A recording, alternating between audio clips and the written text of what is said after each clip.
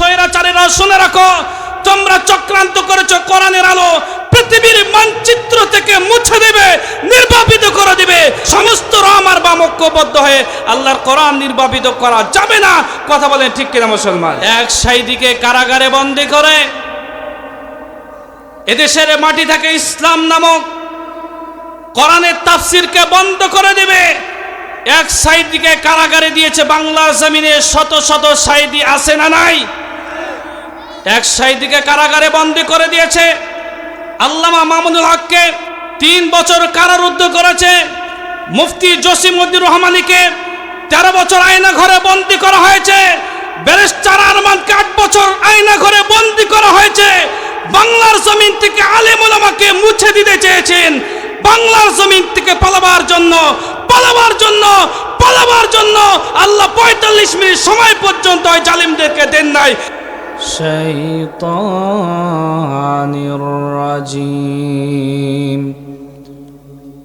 বিসমিল্লাহির রাহমানির রাহিম। আলিফ লাম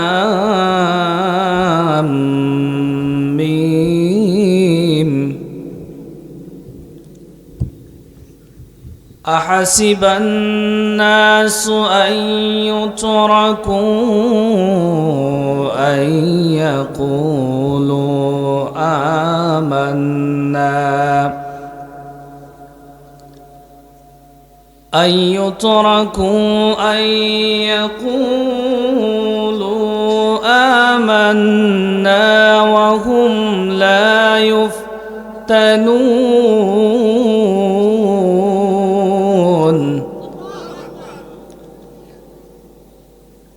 ولقد فتنا الذين من قبلهم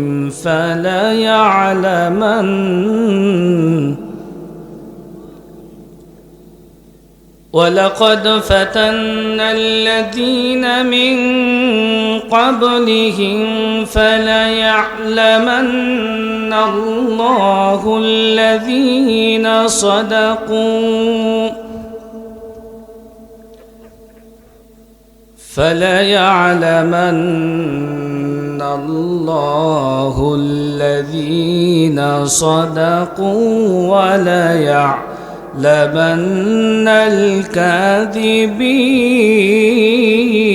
الكاذبين. صدق الله العظيم. وعن خباب بن العرات قال شكونا إلى رسول الله صلى الله عليه وسلم وهو متوسد بردة له في ظل الكعبة قلنا له ألا تستنصر لنا ألا تدعو الله لنا قال كان الرجل في من قبلكم فيحفر له في الأرض فيجعل فيه فيجاء بالمنشار فيوضع على رأسه فيشق باثنين وما يصده ذلك عن دينه ويمشط بأمشاط الحديد ما دون لحمه من عظم أو عصب وما يصده ذلك عن دينه والله ليتمن هذا الأمر حتى يصير الراقب من صنعاء إلى حضرموت لا يخاف إلا الله أو الذئب على غنمه ولكنكم تستعجلون. رواه البخاري. إن الله وملائكته يصلون على النبي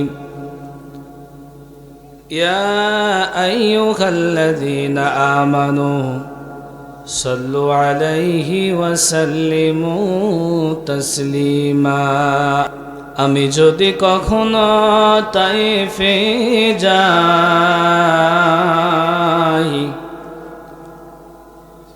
আমি যদি কখনো তাইফে যাই, বলবো মাটিকে গিয়ে নবীজির খুন ঝরছে কোথায়। বলে দাও তাই আমাকে, প্রতিশোধের দাবানল জ্বালাবো হে তাই। আলহামদুলিল্লাহ। নবম বার্ষিকী জাহিদপুর জামি মসজিদের উন্নয়ন কল্পে একদিন ব্যাপী ঐতিহাসিক তাফসিরুল কোরআন মাহফিলের সম্মানিত সভাপতি জনাব মাওলানা মোহাম্মদ আব্দুস সালাম সাহেব জাহিদপুর, হায়াতে তয়্যিবা সিহাদি কুল্লিয়া কামনা করছি। আল্লাহ তুমি দান করো, সবাই বলেন আল্লাহুম্মা আমিন। বিশেষ অতিথি জনাব মাওলানা মোহাম্মদ সিরাজুল ইসলাম সাহেব, সহকারী শিক্ষক জাহিদপুর সরকারি প্রাথমিক বিদ্যালয়, হায়াতে তয়্যিবা সিহাদি কুল্লিয়া কামনা করছি। আল্লাহ তুমি দান করো, আল্লাহুম্মা আমিন। আলহাজ মোহাম্মদ হাবিবুর রহমান জাহিদপুর। প্রধান অতিথি জনাব মোহাম্মদ আমিনুল ইসলাম, সাবেক সংসদ সদস্য, চাঁপাইনবাবগঞ্জ ২, নাচল গমস্তাপুর, ভোলাহাট। আল্লাহ পাক তার হায়াতে বারাকাত দান করুন, আল্লাহুম্মা আমিন। বিশেষ অতিথি জনাব মোহাম্মদ আমিনুল হক, চেয়ারম্যান ৪ নম্বর নিজামপুর ইউনিয়ন পরিষদ, হায়াতে তয়্যিবা সিহাদি কুল্লিয়া কামনা করছি। আল্লাহ তুমি দান করো, আল্লাহুম্মা আমিন। বিশেষ অতিথির অনেক লম্বা লাইন। ওয়ারাফা'না লাকা যিকরাক, আল্লাহ পাক প্রত্যেকের মান সম্মান বহু গুণে বাড়ায় দেন, আল্লাহুম্মা আমিন। এতক্ষণ পর্যন্ত আলোচনা রেখে ধন্য করেছেন আপনাদের এলাকার কৃতি সন্তান হযরতুল আল্লাম বিশিষ্ট ইসলামী চিন্তাবিদ হযরত মাওলানা মোহাম্মদ সেলিম রেজা সাহেব, শিক্ষা সম্পাদক বাংলাদেশ আল কোরআন গবেষণা পরিষদ, চাঁপাইনবাবগঞ্জ। আরও স্থানীয় ওলামায়ে কেরাম আলোচনা রেখেছেন। আমার পূর্বে আলোচনা রেখে ধন্য করেছেন সারা বাংলার আলোড়ন সৃষ্টিকারী স্বনামধন্য প্রখ্যাত আলেম দ্বীন হযরতুল আল্লাম হযরত মাওলানা মোহাম্মদ হযরত আলী সাহেব, সহকারী শিক্ষক, বকুলতলা দাখিল মাদ্রাসা, হায়াতে তয়্যিবা সিহাদি কুল্লিয়া কামনা করছি। আল্লাহ তুমি দান করো, সবাই বলেন আল্লাহুম্মা আমিন। মঞ্চে বসা ওলামায়ে কেরাম, সামনে বসা মুসলমান ভাইরা, পর্দার আড়ালে আবেদা সালেহা, সর্বগুণে গুণান্বিত আমার মা এবং বোনেরা, প্রশাসনের কাজে নিয়োজিত প্রশাসনের কর্মচারী কর্মকর্তাবৃন্দ, বন্ধু সাংবাদিক বৃন্দ, সাউন্ড সিস্টেম ডেকোরেটর, মাল্টিমিডিয়ামের ভাইরা, আমার আলোচনার ধ্বনি প্রতিধ্বনি যতদূর যাচ্ছে সবাইকে আমার আন্তরিক সালাম। আসসালামু আলাইকুম ওয়া রাহমাতুল্লাহি ওয়া বারাকাতুহু। প্রিয় জাহিদপুরবাসী, আপনারা কেমন আছেন? এই পিছনের ভাইরা বলেন কেমন আছেন? সবাই ভালো আছেন তো? আমাদেরকে ভালো রেখেছেন কে? সুস্থ রেখেছেন কে? বীরের মতো বলতে হবে, সুস্থ রেখেছেন কে? রিজিকের মালিক কে? হায়াতের মালিক কে? মওতের মালিক কে? ক্ষমতা দেওয়ার মালিক কে? বেশি বাড়াবাড়ি করলে সাদ্দাদ, হামান, কামান, ফেরাউন, আবু জেহেল, আবু সুফিয়ান, উতবা, সাইবার মতো ক্ষমতাচ্যুত করতে পারে কে? ওই আল্লাহর জন্য সমস্যরে সবাই বলছে আলহামদুলিল্লাহ। দরুদ ও সালাম বর্ষিত হোক বর্ষিয়ান জননেতা আকায়ে নামদার তাজদার মদিনা আহমদ মুস্তফা মুহাম্মদ মুজতবা, সবাই বলি সাল্লাল্লাহু আলাইহি ওয়াসাল্লাম। আজ এমন একটি সময় আমরা কোরআন আল কারীমের আলোচনা শুনতে এসেছি, যে সময় তাম পৃথিবীতে কোরআনওয়ালারাই নির্যাতিত, নিপীড়িত, নিষ্পেষিত, নিগৃহীত। কথা বলেন ঠিক কিনা? ভারতে মুসলমান মার খায়, আফগানে মুসলমান মার খায়, ইরাকে মুসলমান মার খায়, ইরানে মুসলমান মার খায়, সোমালিয়ায় মুসলমান মার খায়, চেচনিয়ায় মুসলমান মার খায়, বসনিয়ায় মুসলমান মার খায়, চীনের উইঘরে মুসলমান মার খায়। জুলাই আগস্টের বিপ্লবে ইসলামের জন্য, কোরআনের জন্য দেশকে পরাধীনতার জিনজির থেকে মুক্ত করার জন্য আমরাই জীবন দিয়েছি। কথা বলেন ঠিক কিনা মুসলমান? ও জাহিদপুরবাসী, কোন শয়তান, কোন রাম, কোন বাম, কোন ইসলাম বিরোধী, কোন দেশ বিরোধী যদি আমার মাটি, আমার দেশের মাটি, আমার কোন যদি থাবা বসাতে আসে, ঐক্যবদ্ধভাবে তাদেরকে প্রতিহত করতে হবে। কথা বলেন ঠিক কিনা মুসলমান? পারা যাবে তো? আপনারা সবাই রাজি আছেন? জুলাই আগস্টের বিপ্লবে আমাদেরকে নতুন একটি স্বাধীনতা দিয়েছেন। দ্বিতীয়বারের মতো স্বাধীন করার জন্য আবু সাইদ মুগ্ধর মতো দুই হাত টান টান করে যদি ধরতে হয়, বুকের তাজা রক্ত বাংলার জমিনে যদি ঢেলে দিতে হয়, ভারতের আগ্রাসন মুক্ত করার জন্য, বাংলার জমিনে ইসলামের জন্য, কোরআনের জন্য, কোরআনের রাজ কায়েমের জন্য কারা কারা জীবন দিতে পারবেন? তোয়াতুল আল্লাহকে দেখায় দেন। আল্লাহ রাব্বুল আমিন বিশ্বনবী মুহাম্মদুর রাসূলুল্লাহ সাল্লাল্লাহু আলাইহি ওয়াসাল্লামের উপর কোরআন অবতীর্ণ করলেন। কোরআন যেদিন অবতীর্ণ হয়ে গেল, গারে হিরা থেকে নিয়ে আসলেন কোরআন নামক পরশ পাথর। যে সমাজের মানুষগুলো ছিল অন্ধকারের ভেতরে, যে সমাজের মানুষগুলো ছিল পাপাচারের ভেতরে লিপ্ত, যে সমাজের মানুষগুলো ছিল জাহালিয়াত পূর্ণ সমাজের ভেতরে লিপ্ত, যে সমাজে ভাইয়ের কোনো অধিকার ছিল না, যে সমাজে মায়ের কোনো অধিকার ছিল না, যে সমাজে বোনের কোনো অধিকার ছিল না, যে সমাজে নারী জাতির কোনো অধিকার ছিল না, একটা নারী জন্মগ্রহণ করেছে তাকে জীবিত কবর দেওয়া হতো। জানা ছিল জাহালিয়াত পূর্ণ সমাজের ভিতরে কোরআন নামক পরশ পাথর আল্লাহ রব্বুল আলামিন অবতীর্ণ করলেন। যারা ছিল ইতিহাসের সবচাইতে খারাপ মানুষ, কোরআনের কাছে আত্মসমর্পণ করার কারণে তারা পৃথিবীর শ্রেষ্ঠ মানুষে রূপান্তরিত হয়েছে। ঠিক কিনা? যে উমার রাসূল করিম সাল্লাল্লাহু আলাইহি ওয়াসাল্লামকে হত্যা করার জন্য এসেছে, নবী করিম সাল্লাল্লাহু আলাইহি ওয়াসাল্লাম ঘোষণা করেছেন, লা নাবিয়্যা বাদি ওয়ালা রাসূলি লাকানা উমার। আমার পরে পৃথিবীতে নবীও আসবে না, রাসূলও আসবে না। আমার পরে এই পৃথিবীতে কেউ যদি নবী অথবা রাসূল হতেন, লাকানা উমার, আমার উমার অবশ্যই নবী হয়ে যেতে।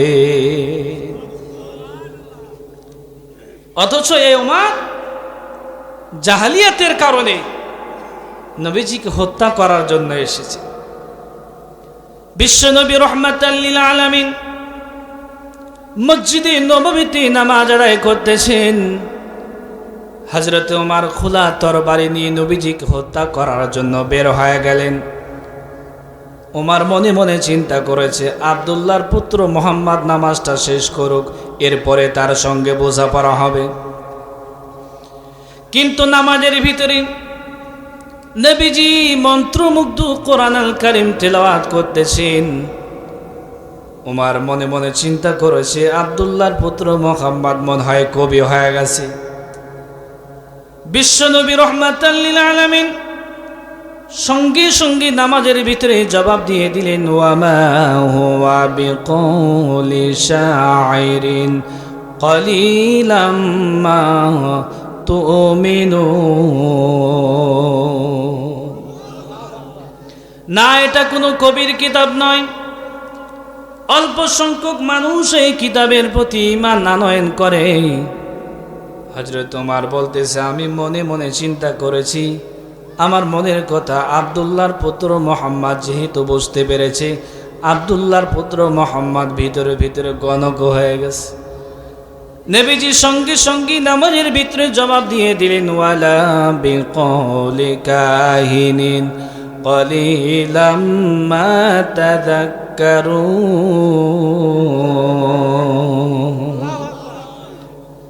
না, এটা কোনো গণকের কিতাব নয়, এটা কোনো জাদুকরের কিতাব নয়। হযরত ওমরের পায়ের নিচ থেকে যেন মাটি খসে যাবে, এটা গণকের কিতাব নয়, এটা জাদুকরের কিতাব নয়। তাহলে এটা কি? আল্লাহ নবী সঙ্গে সঙ্গে নামাজের ভিতরে জবাব দিয়ে দিলেন, তানজিলুম মির রাব্বিল আলামিন। এটি এমন একটি কোরআন, আল্লাহ রাব্বুল আলামিন এই কোরআন আল কারীম বিশ্ব নবী মুহাম্মদুর রাসূলুল্লাহ সাল্লাল্লাহু আলাইহি ওয়াসাল্লামের উপর অবতীর্ণ করেছেন। এটি এমন একটি কোরআন যে কোরআনের ভিতরে কোনো প্রকারের বক্রতা নাই। আল্লাহ রাব্বুল আলামিন বলেন, আলহামদুলিল্লাহিল্লাযী আনজালা আলা আবদিহিল কিতাবা ওয়া লাম ইয়াজআল লাহু ইওয়াজা। সূরা কাহফ 15 নম্বর পারা 12 নম্বর পৃষ্ঠার প্রথম নম্বর লাইনে প্রথম নম্বর রুকুর প্রথম নম্বর আয়াত। আল্লাহ পাক বলেন, আলহামদু সমস্ত প্রশংসা আল্লাহ তোমার জন্য, লিল্লাহিল্লাযী আনজালা আলা আবদিহিল কিতাব, আল্লাহ তোমার জন্য সব প্রশংসা, তুমি বান্দা মুহাম্মাদের উপর কোরআন অবতীর্ণ করেছো। আর এমন একটি অরিজিনাল অথেন্টিক কোরআন অবতীর্ণ করেছেন, ওয়ালাম ইয়াজআল লাহু ইওয়াজা, যে কোরআনের ভিতরে কোনো প্রকার বক্রতাপূর্ণ কথা নাই। প্রিয় ভাইয়েরা আমার, ১৫০০ বছর পূর্বে আল্লাহ রাব্বুল ইজ্জাত ওয়াল জালাল কোরআন আল কারীম অবতীর্ণ করেছেন। যেদিন কোরআন অবতীর্ণ করেছেন সেই দিন থেকে কোরআনের বিরুদ্ধে চক্রান্ত আর ষড়যন্ত্র আছে না নাই? আর একটু জোরে বলুন।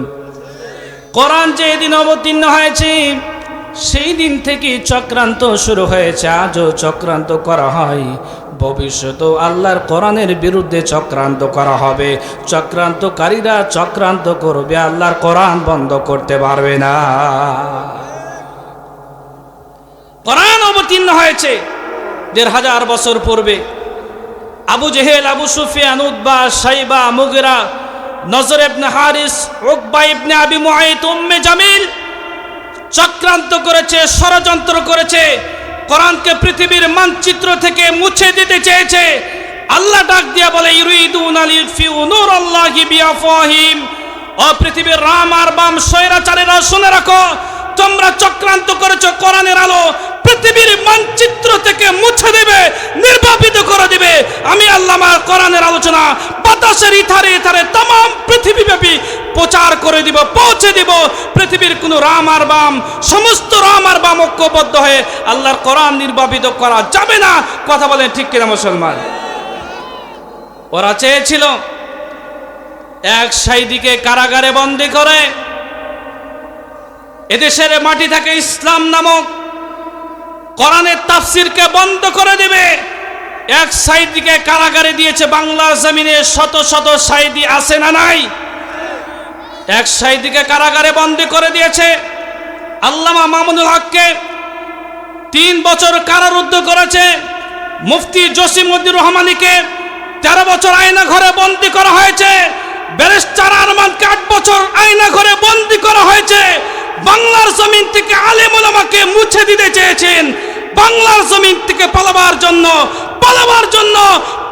জন্য আল্লাহ 45 মিনিট সময় পর্যন্ত ওই জালিমদেরকে দেন নাই। কথা বলেন ঠিক কিনা মুসলমান? প্রিয় ভাইরা আমার, এই কোরআনের বিরুদ্ধে চক্রান্ত আর ষড়যন্ত্র কম হয় নাই। কোরআনের বিরুদ্ধে চক্রান্ত করে কোনো লাভ নাই।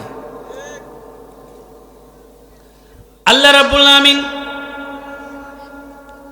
কোরআন আল কারীম অবতীর্ণ করলেন। চক্রান্ত আর ষড়যন্ত্র কিন্তু এখনো থেমে নাই। আল্লাহ রাব্বুল আলামিন বলেন, وقال الذين كفروا لا تسمعوا لهذا القرآن والغوا فيه لعلكم تغلبون। সূরা হামিম সিজদা 24 নম্বর পারা 18 নম্বর পৃষ্ঠার 11 নম্বর লাইনে 4 নম্বর রুকুর 26 নম্বর আয়াত। আল্লাহ পাক বলেন, নবীকে দুনিয়ার কাফেরদের স্বভাব, কোরআনের আওয়াজ শোনার পরেই তারা বলবে কোরআন চলতে দেওয়া যাবে না। দুনিয়াতে গান বাজনা, ভিডিও, থিয়েটার, সিনেমা, যাত্রা, মদ, গাঁজা, ইয়াবা, হেরোইন, ফেন্সিডিল আছে না নাই? আর একটু জোরে বলেন। বাংলার জমিনে সব কিছু চলবে, আল্লাহর কোরআন চলতে দেওয়া যাবে না। এজন্য তারা সিদ্ধান্ত নিয়েছে 144 জারি করে কোরআনের আলোচনাগুলো বন্ধ করে দাও।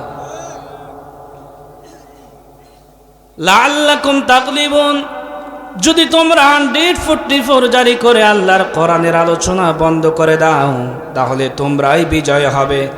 আল্লাহ রাব্বুল আমিন কোরআন কারীমের আয়াত নাজিল করে জানায় দিলেন, ইন্না নাহানু নাযালনাল যিকরা ওয়া ইন্না লাহু লাহাফিজুন। সূরা হিজর 14 নম্বর পারা, প্রথম নাম্বার পৃষ্ঠা 9 নম্বর লাইনে প্রথম নাম্বার রুকু 9 নম্বর আয়াত।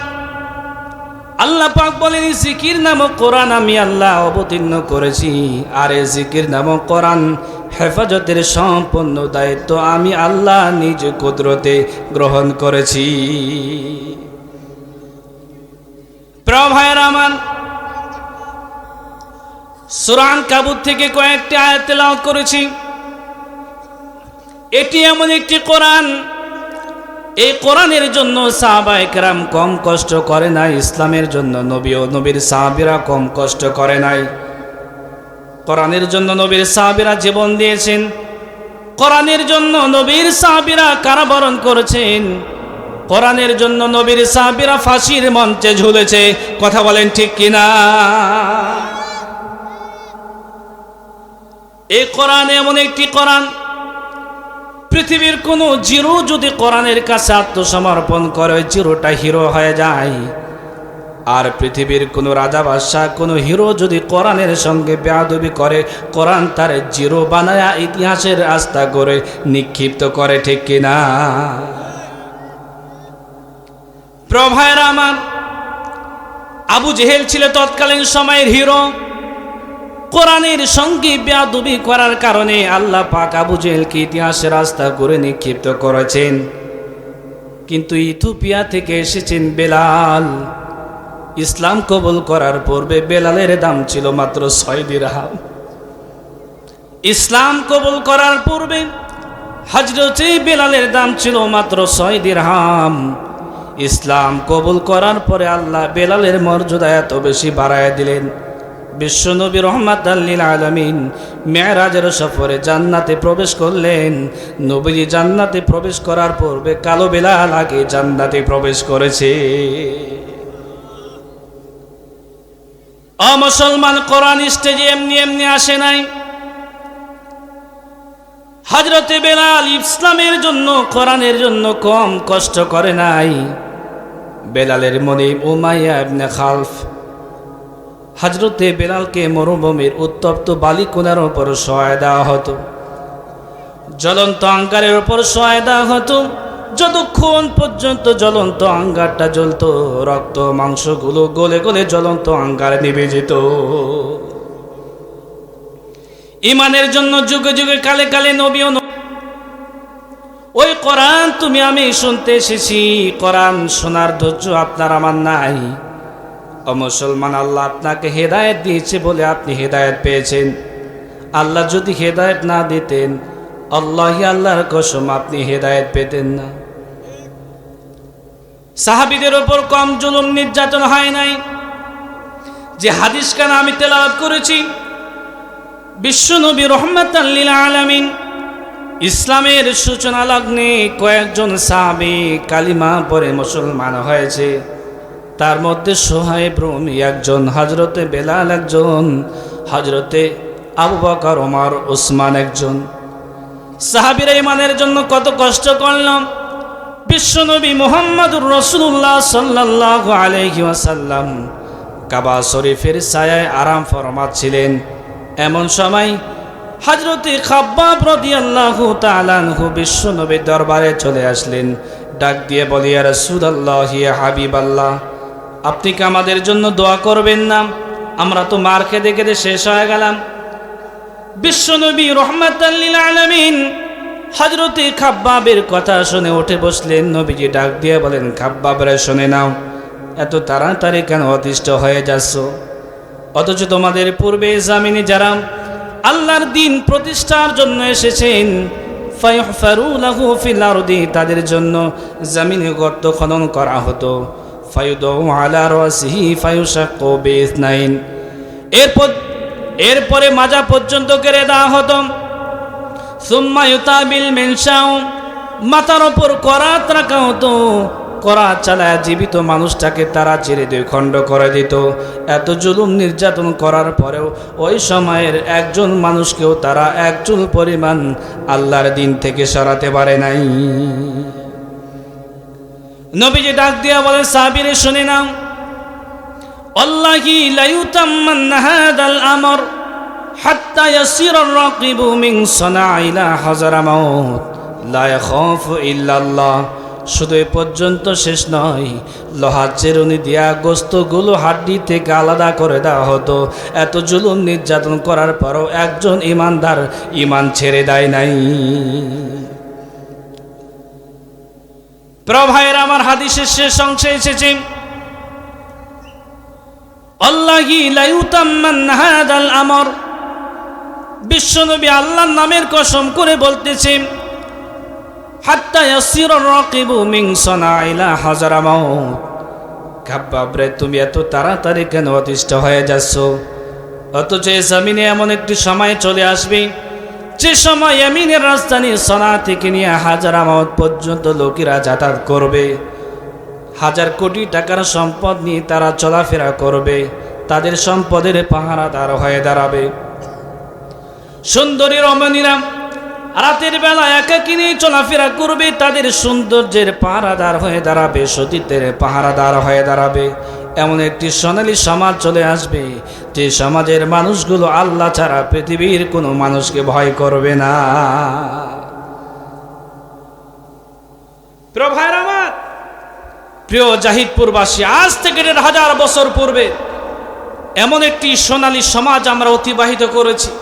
হাজার হাজার কোটি টাকার সম্পদ নিয়ে তারা চলাফেরা করত, তাদের সম্পদের পাহারাদার হয়ে দাঁড়িয়েছে। সুন্দরী রমণীরা রাতের বেলা একাকিনী চলাফেরা করত, তাদের সতীত্বের পাহারাদার হয়ে দাঁড়িয়েছেন। লা ইয়াখাফু ইল্লাল্লাহ, তাদের মনের ভিতরে আল্লাহর ভয় যারা কোনো ভয় থাকবে না, ইসলামী সমাজ তার গ্যারেন্টি দিবে। কথা বলেন ঠিক কিনা মুসলমান? আজকে ওই গ্যারেন্টি আছে। আপনি বাড়ি থেকে বের হয়েছেন, আবার বাড়িতে ফিরে আসতে পারবেন, ওই গ্যারেন্টি আজ কেউ দিতে পারে না। আপনার মেয়েটা কলেজে, বিশ্ববিদ্যালয়ে, ইউনিভার্সিটিতে পড়াশোনা করতে গিয়েছে, তার জীবন আর যৌবন আর সতীত্ব নিয়ে বাড়িতে ফিরে আসতে পারবে, ওই গ্যারেন্টি আজ কেউ দিতে পারে না। আপনার কলিজার টুকরা সন্তান গিয়েছে বিশ্ববিদ্যালয়ে পড়াশোনা করবে, দেশ ও জাতির কল্যাণে কাজ করবে, মানবতার কল্যাণে কাজ করবে, ডক্টর হবে, ইঞ্জিনিয়ার হবে, প্রফেসর হবে আর ব্যারিস্টার হবে। সহপাঠীদের হাতে খুনের শিকার হয়েছে এমন আবরার ফাহাদের মতো মানুষ আসে না এদেশে। আর একটু জোরে বলেন। কারণ ওই বিশ্ববিদ্যালয়ে ইকরা বিসমি রাব্বিকাল্লাযী খলাক না থাকার কারণে আপনার পরমা সুন্দরী কলিজার টুকরা মেয়েটাকে পড়াশোনা করতে পাঠিয়েছেন, সহপাঠীদের হাতে ধর্ষণের শিকার হয়েছে, অ্যাসিড নিক্ষিপ্ত করে আপনার সুন্দরী মেয়েটাকে ঝলসে দিয়েছে। এমন নজির বাংলার জমিনে আছে না নাই? আল্লাহর কোরআন যদি সংসদ ভবনে প্রতিষ্ঠিত হয়ে যায়, তাহলে সমাজটা কেমন হয়ে যেতে পারে? প্রিয় ভাইয়েরা আমার, গভীর মনোযোগ। আমার হাতে কোরআন, আল্লাহর কোরআন সংসদ ভবনে প্রতিষ্ঠিত করার আগে এই বাংলার জমিন থেকে চুরি বন্ধ হবে না, জিনা বন্ধ হবে না, ডাকাতি বন্ধ হবে না, চুরি বন্ধ হবে না। আল্লাহর কোরআন যদি সংসদ ভবনে প্রতিষ্ঠিত হয়ে যায়, আর বাংলার জমিনে একজন চেয়ারম্যান, মেম্বার, এমপি, মন্ত্রী, ইউনো, ডিসি, এসপি, ওসি, আমলা, কামলা, চিতার, কোবরা এদের হাত যদি কেটে দেওয়া হয়, আল্লাহর কোরআন বলছে ওয়াসারিকু ওয়াসারিকাতু ফাকতাউ আইদিয়াহুমা জাযাম বিমা কাসাবা নাকালাম মিনাল্লাহ। আল্লাহর কোরআন যদি সংসদে প্রতিষ্ঠিত হয়ে যায়, আল্লাহর কোরআন বলছে চোর সে চুরি করুক, নারী হোক অথবা পুরুষ হোক, চেয়ারম্যান হোক, এমপি হোক আর মন্ত্রী হোক আর মেম্বার হোক, আলিম হোক আর জালেম হোক, হাজি হোক আর মন্না হোক আর মুন্সি হোক, যুবক হোক আর যুবতী হোক, যে চুরি করুক না কেন, শর্ত সাপেক্ষে যদি ধরা পড়ে তাহলে হাতটা কেটে দাও। বিধানটা কার? আর একটু জোরে বলেন। একজন প্রভাবশালী, একজন প্রভাবশালী অফিসারের হাত যদি কেটে দেওয়া হয়, আল্লাহর কসম কিয়ামত পর্যন্ত বাংলার জমিনের খেটে খাওয়া গরিব অসহায় মানুষের রিলিফের চাল ডাল চুরি করা বন্ধ হয়ে যাবে। ওপর থেকে প্রধানমন্ত্রী দিয়েছেন 1000 কোটি টাকার বাজেট, ইউনিয়ন পরিষদ পর্যন্ত আস্তে আস্তে সব শেষ হয়ে গেছে। কথা বলেন ঠিক কিনা? এমন নজির বাংলার জমিনে আমরা দেখতে চাই না। এজন্য সৎ মানুষকে নেতা বানাতে হবে, সৎ মানুষকে চেয়ারম্যান বানাতে হবে, যোগ্য নামাজি মানুষকে এমপি বানাতে হবে, মন্ত্রী বানাতে হবে, চেয়ারম্যান বানাতে হবে, মন্ত্রী বানাতে হবে, আর মেম্বার বানাতে হবে। একজন যোগ্য ইমাম সাহেবকে নামাজিওয়ালা 5 ওয়াক্ত নামাজি মানুষকে যদি চেয়ারম্যান বানাতে পারেন, আল্লাহর কসম আপনার এলাকায় রোডের বদলে বাঁশ হবে না। আপনি আমি ভোট দিই কারে? 2 নাম্বার মুনাফিক মার্কা মানুষ, ওদেরকে আমরা ভোট দিয়ে নির্বাচিত করি। ওরাই চুরি করে নিজের আখের গোছায়, দেশের টাকা আত্মসাৎ করে বিদেশের বেগম পাড়ায় বাড়ি তৈরি করে। কথা বলেন ঠিক কিনা? ওরা হলো 2 নাম্বারের নামাজি। ওই 2 নাম্বার নামাজিকে ভোট দিলে হবে না, আপনার দেশও সুন্দর হবে না, এলাকাও সুন্দর হবে না, জাহিদপুরও সুন্দর হবে না। প্রিয় ভাইরা আমার, আল্লাহর কোরআন বলছে আল্লাযীনা হুম ইউরাউন। কোন নামাজি মানুষকে আপনি ভোট দিবেন?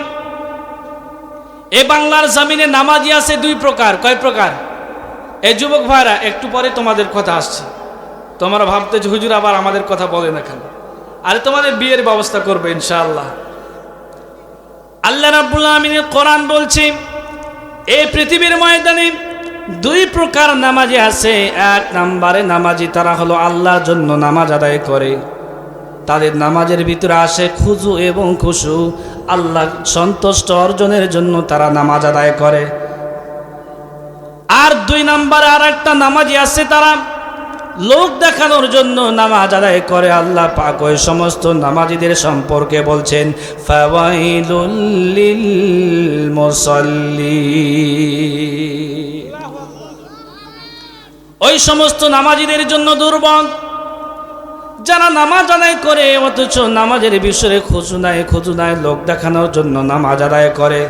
আল্লাহ পাক বলেন ওই সমস্ত নামাজিদের জন্য আমি আল্লাহ আমার ওয়াইল নামক দোজখ প্রস্তুত করে রেখেছি। কোন নামাজিদের জন্য এবার খেয়াল করুন। সামনে নির্বাচন আসতেছে, ধরেন নেতা সাহেব এসেছে দুপুর 12টায়, স্টেজে উঠে ডাক দিয়ে বলে ভাইরা আমার, বোনেরা আমার, আগে নামাজ পড়ে জনসভা। কথা বলেন ঠিক কিনা? এরা হলো 2 নাম্বারের নামাজি। দুপুর 12টার সময় জোহরের নামাজ হয়ে গেল, আর এক জায়গায় ডাক দিয়ে বলে 1টার সময় ভাইরা আমার, বোনেরা আমার, আগে নামাজ পড়ে জনসভা। ভোট দিলে দিবেন, না দিলে না দিবেন, আগে নামাজ পড়ে জনসভা। 1 নামাজ হইল কয়বার? আর একটু জোরে বলেন। 1 নামাজ হলো 2 বার। 2টার সময় আর এক জায়গায় ডাক দিয়ে বলবে ভাইরা আমার, বোনেরা আমার, আগে নামাজ পড়ে জনসভা। ভোট দিলে দিবেন, না দিলে না দিবেন। ওই মানুষটাকে আপনি যখন নির্বাচিত করবেন, ভোট দিয়েছেন, হয় চেয়ারম্যান হয়েছে, হয়তো বা এমপি হয়েছে, যে নামাজি 3 বার 1 নামাজ আদায় করেছেন, এমপি হওয়ার আগে, চেয়ারম্যান হওয়ার আগে মাথায় টুপি নাই, এমপি হওয়ার জন্য মাথায় টুপি উঠেছে। কথা বলেন ঠিক কিনা? চেয়ারম্যান হওয়ার আগে জীবনে 1বারের জন্য মাথায় টুপি পরে নাই, চেয়ারম্যানে নির্বাচিত হবে, ভোট করবে, এই জন্য মাথায় টুপি পরেছে। প্রিয় ভাইরা আমার, আপনি ভোট দিয়ে তারা নির্বাচিত করেছেন, নামাজের জন্য তিনি বিল পাস করবেন, নামাজের কথা বলে এমপি হয়েছে, আর চেয়ারম্যান হয়েছে, মেম্বার হয়েছে। এবার নির্বাচিত হওয়ার পরে এদেশের শীর্ষস্থানীয় আলেমদেরকে জেলখানায় বন্দী করেছে, এমন 2 নাম্বার নেতা এদেশে আছে না নাই? ওই নেতায় যখন পাশ করবে, পাশ করার পরে কোরআনের তাফসীরগুলো 144 জারি করে বন্ধ করে দিবে, এমন নেতা বাংলার জমিনে আছে না নাই? আমি বলতে চাই, এদেশের যুব সমাজ এখন সচেতন হয়েছে। যুব সমাজ IPL খেলা দেখে না, যুব সমাজ এখন বিপিএল খেলা দেখে না, যুব সমাজ এখন ইসলামের জন্য পাগল, যুব সমাজ এখন কোরআনের জন্য পাগল, যুব সমাজ এখন ডক্টর মিজানুর রহমান আজহারির জন্য পাগল। ইসলাম বাংলার জমিন থেকে তোমরা নির্বাপিত করতে পারবে না। আমি বলি, আমি সব জায়গায় একটি কথা বলি, আমার সামনে জাহিদপুরের যে সমস্ত যুবকেরা বসে আছে, এই যুবকরা একটি সমাজ পাল্টে দিতে পারে। কথা বলেন ঠিক কিনা? এই জন্য যুব সমাজকে সচেতন হতে হবে। আমার সামনে যে সমস্ত যুবকেরা বসে আছে, ওরাই আগামী দিনের রত্ন, ওরাই হবে আগামী দিনের ডিসি, ওরাই হবে আগামী দিনের এসপি, ওরাই হবে আগামী দিনের টিওনো, ওরাই হবে আগামী দিনের ইউনো, ওরাই হবে দেশের প্রতিনিধি, ওরাই হবে চেয়ারম্যান, ওরাই হবে মেম্বার, ওরাই হবে এমপি। বাংলার জমিন থেকে কোরআন বিরোধীদের সঙ্গে তারা যুদ্ধ করার জন্য প্রস্তুত রয়েছে। কথা বলে ঠিক কিনা যুবক ভাইরা?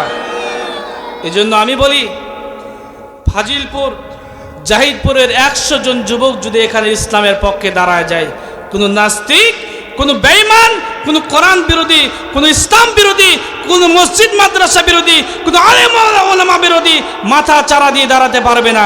কথা বলেন ঠিক কিনা যুবক ভাইরা? আপনারা কি ইসলামের পক্ষে থাকবেন? এই যুবক ভাইরা, তোমরা কি ইসলামের পক্ষে থাকবা? কারা কারা থাকবেন? দুহাত তুলে আল্লাহকে দেখান তো দেখি। লিল্লাহি তাকবীর, লিল্লাহি তাকবীর, লিল্লাহি তাকবীর। হাত নামান। সবাই আমার সঙ্গে তেলাওয়াত করুন, আউযু বিল্লাহি মিনাশ বিসমিল্লাহির রাহমানির রহিম। আলিফ লাম মিম। আহাসিবান নাসু আন ইউতরাকু আন ইয়াকুলু আমান্না ওয়া হুম লা ইউফতানুন।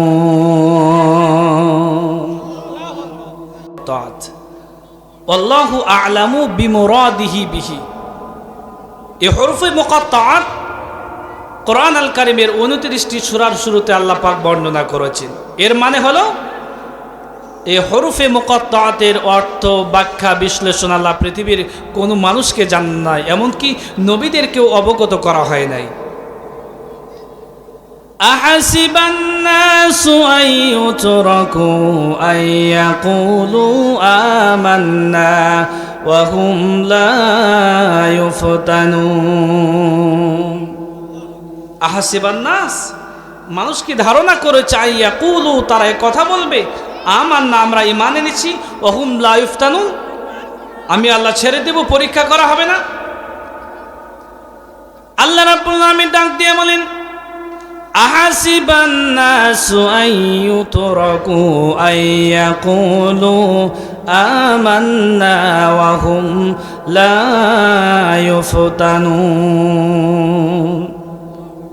এই আয়াতের ব্যাখ্যায় ইমাম কুরতুবী আলাইহির রাহমা ব্যাখ্যা করেছেন, ওয়া হুম লা ইউমতাহানুন, ঈমান এনেছো ছেড়ে দিব তা নয়, মুখ দ্বারা কালিমা উচ্চারণ করেছো, অবশ্যই ঈমানের পরীক্ষা দিতে হবে।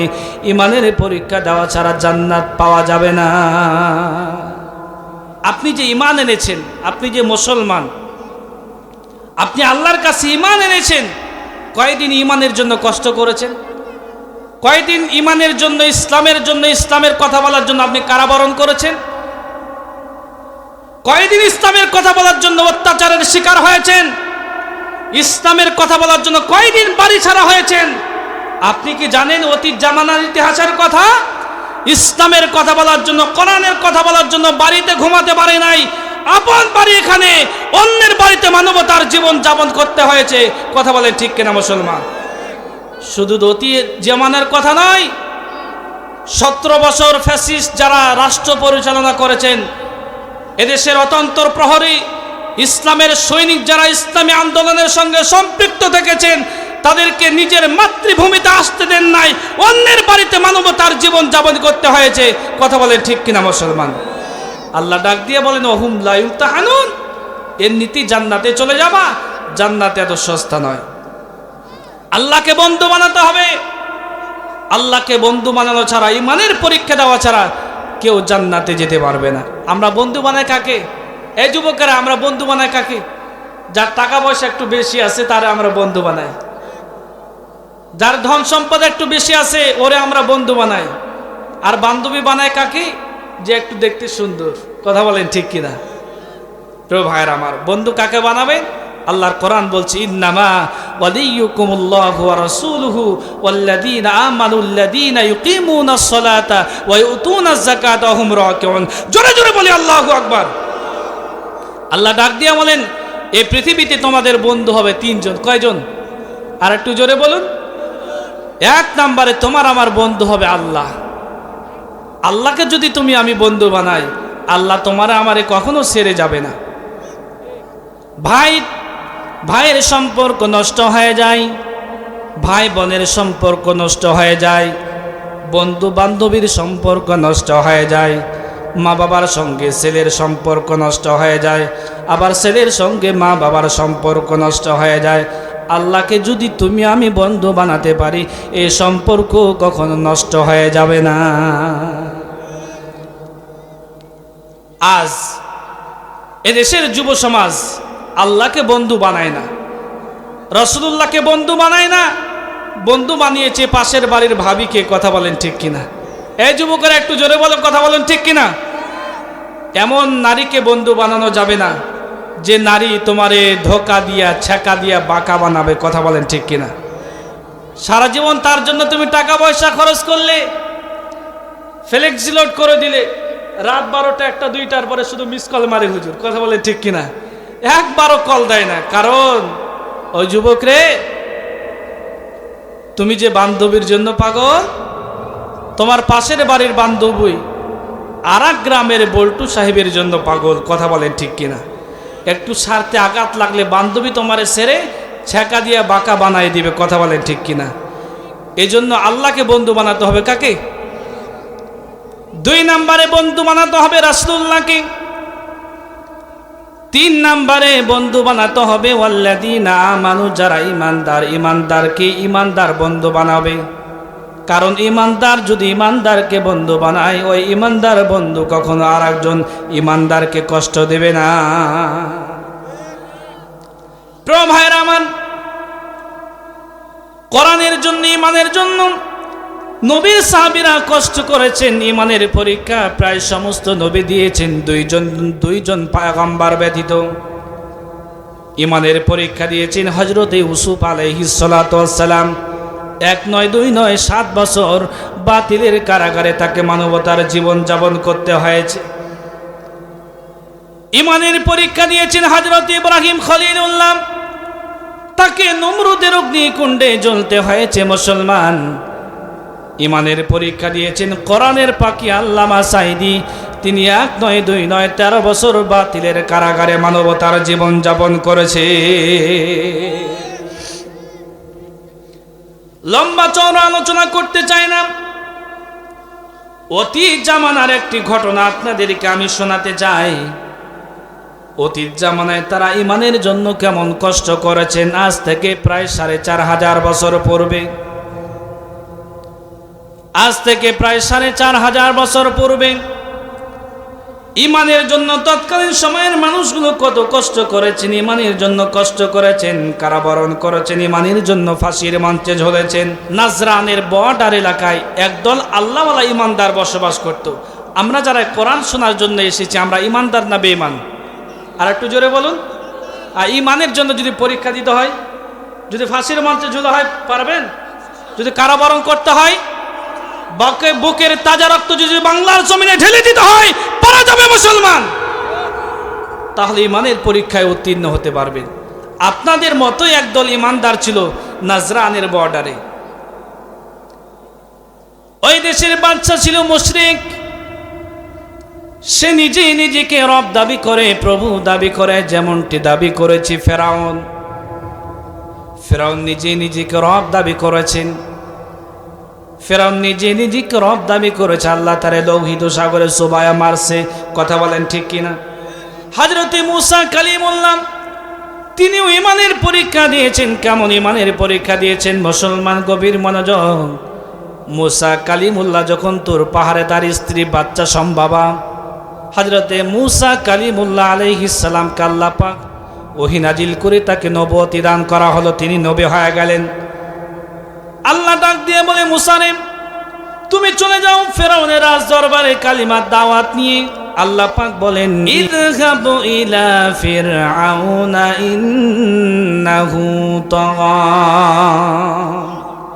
ও মুসা, তুমি যাও জালিম সম্প্রদায় ফেরাউনের কাছে আমার কালিমার দাওয়াত নিয়ে যাও। হযরতে মুসা কালিমুল্লাহ ডাক দিয়ে বলে, আয় রব, আয় মালিক, আমার জহব্বাততলা, আমি শুদ্ধ ভাষায় কথা বলতে পারি না, কারণ দেশের একজন সর্বোচ্চ ক্ষমতার মালিক, একজন প্রধানমন্ত্রী, একজন বাদশাহ, একজন প্রাইম মিনিস্টারের দরবারে কথা বলার জন্য শুদ্ধ ভাষায় কথা বলা দরকার। কথা বলেন ঠিক কিনা? আল্লাহর কাছে দোয়া করলেন, আয় আল্লাহ, তুমি আমার বড় ভাই হারুনকে নবী বানায় দাও, আমি শুদ্ধ ভাষায় কথা বলতে পারি না। সে জালিম সম্প্রদায় ফেরাউনের কাছে গিয়ে কালিমার দাওয়াত দিবে, শুদ্ধ ভাষায় কথা বলবে। আল্লাহ ডাক দিয়ে বলে, মুসা রে তুমি আর তোমার ভাই বড় ভাই হারুন যাও ফেরাউনের রাজ দরবারে কালিমার দাওয়াত নিয়ে যাও। আল্লাহ রাব্বুল আমিন বলেন, রব্বি মুসা ওয়া হারুন। দুই ভাই চলে গেলেন কালিমার দাওয়াত নিয়ে। আল্লাহ রাব্বুল আমিন আসমান থেকে জিব্রাইলকে প্রেরণ করে সঙ্গে সঙ্গে বড় ভাই হারুনকে নবী বানায়া দিলেন। ফেরাউনের রাজপ্রাসাদে ডাক দিয়ে বলে, ফেরাউন, আমি তোমার কাছে কালিমার দাওয়াত দেওয়ার জন্য এসেছি। ফেরাউন ডাক দিয়ে বলে, মুসা রে তুমি আমার কাছে কোন রবের দাওয়াত দিতে এসেছো? আনা রব্বুকুমুল আলা, আমি নিজেই তো রব। ফেরাউন ছোট কাজের কথা স্মরণ করাই দিলেন। ফেরাউন ডাক দিয়ে বলে, মুসা রে তুমি কি আমার বাড়িতে লালিত পালিত হও নাই? তোমার আমি 1 নয় 2 নয় 16 বছর খাবার দিয়ে তোমাকে আমি সমৃদ্ধশালী করেছি, তোমাকে আমি মানুষ করেছি, তুমি আমার কাছে আবার কোন রবের দাওয়াত দিতে এসেছো? হযরতে মুসা কালিমুল্লাহ ডাক দিয়ে বলেন, যে রব তোমারে সৃষ্টি করেছেন, যে রব আমারে সৃষ্টি করেছেন, ওই রবের দাওয়াত দিতে এসেছি, তোমার খোদাগিরি এখন চলবে না। ফেরাউন বুঝতে পারল, এভাবে যদি আমি মুসাকে ছেড়ে দেই তাহলে আমার ক্ষমতার চেয়ার থাকবে না। আর আমি বানি ইসরাইল একটি জাতির ওপর যেই জুলুম নির্যাতন করেছি, আমি যদি ক্ষমতার চেয়ারে না থাকি তাহলে আমি দেশে থাকতে পারবো না।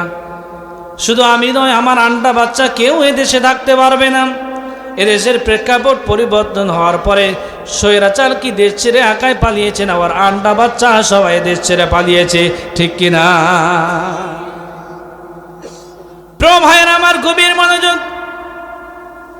সারাশি আক্রমণ করেছে, 3 দিক থেকে আক্রমণ করা হয়েছে। সামনে লোহিত সাগর, বাহারে কালসুম, পালাবার কোনো উপায় নাই, বাঁচবার কোনো উপায় নাই। সাথী সঙ্গীরা ডাক দিয়ে বলে, ইয়া মুসা ইন্না লামুদরাকুন, আমরা ধরা খেয়ে গেলাম, আমরা পাকড়াও হয়ে গেলাম। আল্লাহর পয়গম্বর হযরতে মুসা কালিমুল্লাহ ডাক দিয়ে বলেন, কাল্লা ইন্না মাইয়া রাব্বি সায়াহদিন। ভয় পাওয়ার কোনো কারণ নাই, অচিরে আমাদের রব আমাদের জন্য পথ বের করে দিবেন। জোরে জোরে বলি সুবহানাল্লাহ। আল্লাহ ডাক দিয়ে বলে, মুসা রে তোমার হাতে কি? বলে, আমার হাতে লাঠি। ক্বালা হিয়া আসায়া। আল্লাহ ডাক দিয়ে বলে, মুসা রে তোমার হাতের লাঠি দ্বারা সমুদ্রে আঘাত করো। সমুদ্রে আঘাত করার সঙ্গে সঙ্গে বানি ইসরায়েলের 12টি কওমের জন্য আল্লাহ প্রশস্ত 12টা রাস্তা বানিয়ে দিলেন। বানি ইসরায়েল কম, তারা সবাই পার হয়ে চলে গেল ওপারে। ফেরাউন পিছন থেকে আসতেছে, মনে মনে চিন্তা করেছে, আমার বাবা তৈরি করা রাস্তা মুসা তার সাথী সঙ্গীরা পার হতে পেরেছে, আমিও পার হতে পারবো। আল্লাহ রাব্বুল আমিন ডাক দিয়ে বলে, আয় তোর সঙ্গে আমার খেলা হবে। ইতিপূর্বে তুমি বহু খেলা দেখিয়েছো, কারণ মাইক পেলেই বলতো খেলা হবে। কথা বলেন ঠিক কিনা? এই খেলা তোমরা বারবার দেখিয়েছো, এদেশের যুবকেরা খেলার জন্য বসে আছে, জাহিদপুরের যুবকেরা খেলার জন্য বসে আছে। আসো বাংলার জমিনে একটি বারের জন্য এসে দেখো, পিঠের চামড়া থাকবে না। কথা বলেন ঠিক কিনা? যে আয়নাঘর তৈরি করেছো আলেমদের জন্য, যে আয়নাঘর তৈরি করেছো ইসলামের কর্মীদের জন্য, ওই আয়নাঘরে তোমাকে সারাটি জীবনের জন্য ডুকরে ডুকরে মরতে হবে। কথা বলেন ঠিক কিনা? প্রিয় ভাইরা আমার, আমি সেদিকে যেতে চাই না। ওই রকমই একজন জালিম বাদশা ছিল, নাজরানের প্রধানমন্ত্রী, প্রভু দাবি করে। তার রাজদরবারে ছিল এক জাদুকর, জাদুবিদ্যার সাহায্যে তিনি রাষ্ট্র পরিচালনা করতেন। ঘটে গেল ভিন্ন ঘটনা। জাদুকর বয়বৃদ্ধ হওয়ার পরে বাদশার কাছে চিঠি লিখলেন, জাহাপানা, আমার বয়স হয়েছে, না জানি কখন আমি মরে যাই। আমি মারা গেলে তো আপনার ক্ষমতার চেয়ার থাকবে না, গদিও থাকবে না। আর আপনি দেশের মানুষের ওপর যে জুলুম নির্যাতন করেছেন, আপনি যদি ক্ষমতার চেয়ারে না থাকতে পারেন তাহলে দেশেও থাকতে পারবেন না। জাদুকর একটা চিঠি লিখলেন, জাহাপানা, আমার বয়স হয়েছে, আমি কখন যেন মরে যাই। আপনি পুরোদেশ থেকে এমন একটি ইন্টেলেকচুয়াল, মেধাযুক্ত, মেধা সম্পন্ন বালক আমারে দেন, তারা আমি জাদুবিদ্যা শেখাই দেব। আমার মরণের পরে সে হবে আপনার সভাসদবর্গের প্রধান জাদুকর। যেমন কথা তেমন কাজ। পুরো দেশ থেকে এমন একটা মেধা সম্পন্ন বালক দেওয়া হলো। ওই বালক প্রতিদিন বাড়ি থেকে জাদুকরের বাড়ি জাদুবিদ্যা শিখতে যায়।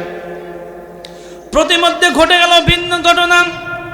একজন আল্লাহওয়ালা ইমানদার রাহিব তার খানকায় প্রতিদিন সকাল বিকাল, দিনে এবং রাতে তাওহীদের শিক্ষা দেন, কোরআনের বাণী, ইসলামের বাণী প্রচার করেন।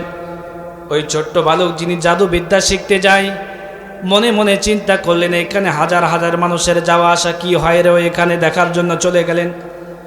ওই ইমানদার রাহিব ওই বালককে দেখা মাত্রই চিনে ফেললেন। ডাক দিয়ে বলে, বাবারে, আমি লক্ষ্য করে দেখেছি তুমি এ রাস্তা দিয়ে প্রতিদিন যেন কোথায় যাও।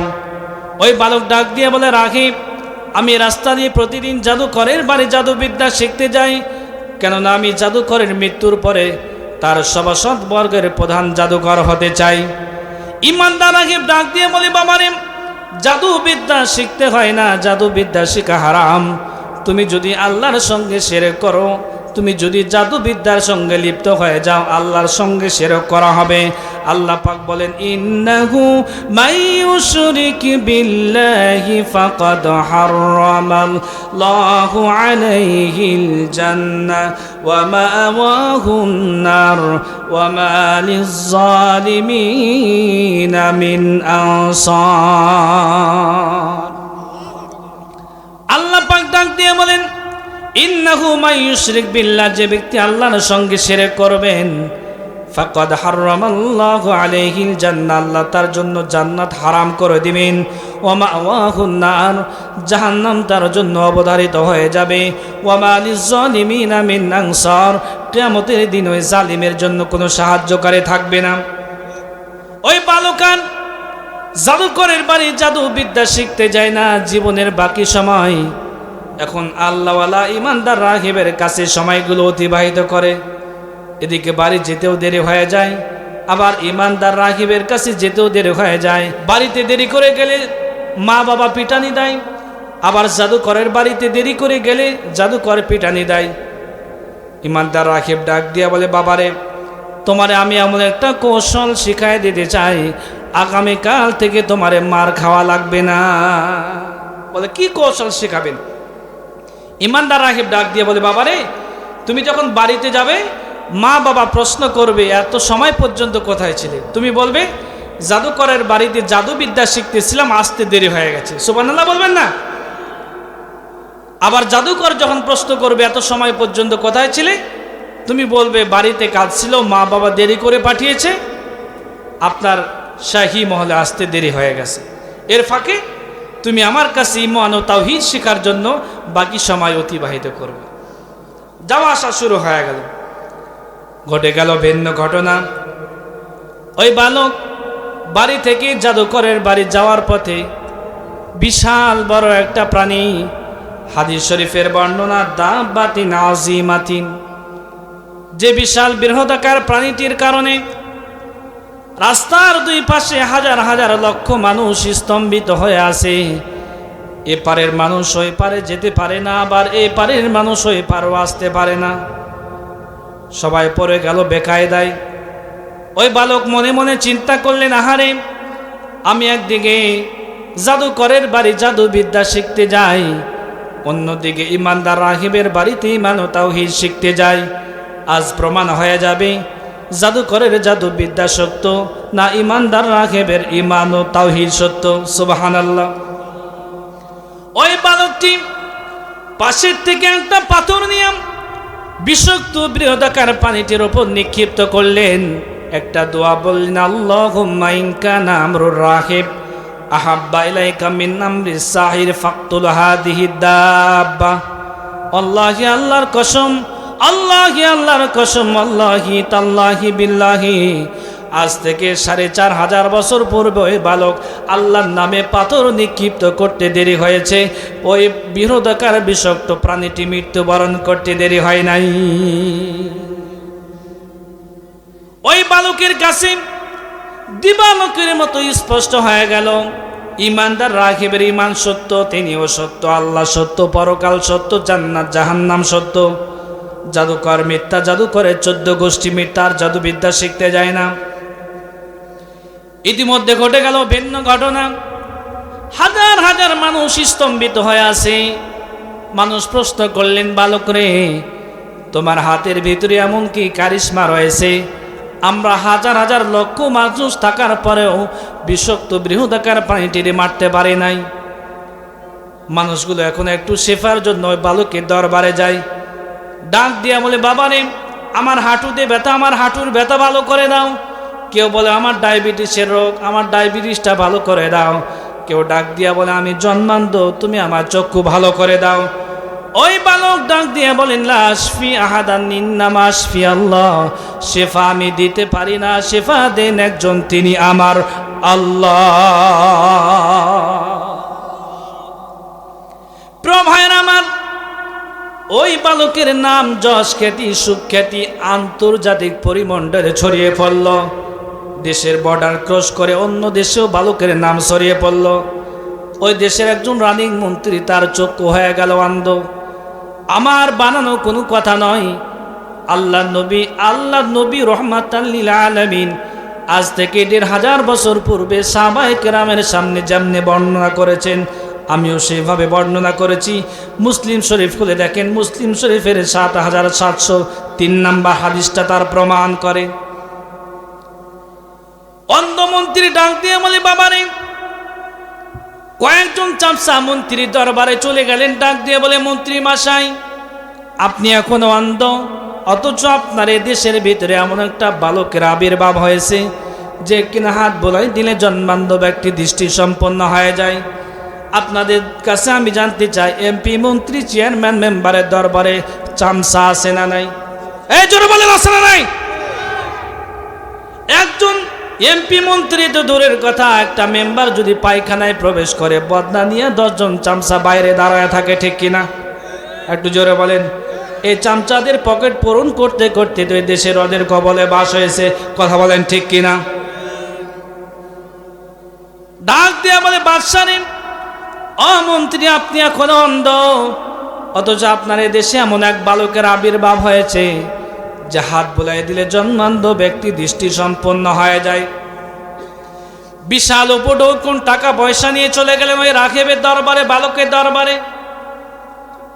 ওই বালক ডাক দিয়ে বলে, বাবারে, তুমি দেখো আমি জন্মান্ধ, জীবনে একটিবারের জন্য রাজপ্রাসাদ আমি দেখি নাই, আমি জন্মান্ধ, তুমি যদি আমার চক্ষু ভালো করে দিতে পারো, বিশাল হাদিয়া তোফা উপঢৌকন নিয়ে এসেছি, তোমারে আমি দিয়ে দিব, তুমি আমার চক্ষু ভালো করে দাও। ওই বালক ডাক দিয়ে বলে, মন্ত্রী মশাই, চক্ষু আমি ভালো করতে পারি না, চক্ষু আপনার একজন ভালো করবেন, তিনি আমার আল্লাহ। লা আশফি আহাদান ইন্নামা আশফি আল্লাহ। ওই বালক ডাক দিয়ে বলে, মন্ত্রী রে, চক্ষু তোমার ভালো হবে ঠিক, তুমি যদি কালিমা পড়ে মুসলমান হয়ে যাও, আল্লাহ রাব্বুল আলামিন তোমারে দৃষ্টি সম্পন্ন করে দিবে। ওই মন্ত্রী মশাই কালিমা পড়ে মুসলমান হয়ে গেল, চক্ষু ভালো হয়ে গেল, হাজার হাজার কোটি টাকার স্বর্ণরৌপ্য ওই ইমানদার বালককে দিয়ে দিলেন। পরের দিন জমজমাট রাজপ্রাসাদ, চলে গেলেন রাজপ্রাসাদে। বাদশা ডাক দিয়া বলে, কারণ ইতিপূর্বে আপনাদের কাছে আমি বর্ণনা করেছি ওই দেশের বাদশা ছিল মুশরিক, সে নিজেই নিজেকে রব দাবি করে, প্রভু দাবি করে। বলছি কিনা? বলেছি। ওই বাদশা ডাক দিয়া বলে, মন্ত্রী নেই, গতকালকেও তুমি ছিলে অন্ধ, কে তোমার চক্ষু ফিরায় দিল? কে তোমার চক্ষু ভালো করে দিল? ওই মন্ত্রী মশাই ডাক দিয়া বলে, রব্বি আল্লাহ, আমার রব আমার চক্ষু ভালো করে দিয়েছেন।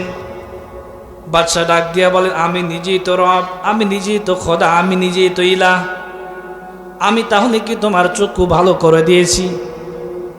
ওই মন্ত্রী ডাক দিয়া বলেন, আপনি আমার চক্ষু ভালো করেন নাই, যিনি আমার চক্ষু ভালো করেছেন, যিনি আপনার রব, তিনি আমার রব, তিনি আমার চক্ষু ভালো করেছেন, তিনি আমার আল্লাহ।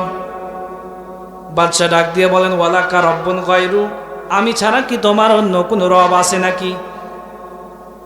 গতকালকে যিনি ঈমান এনেছেন, মুসলমান হয়েছেন।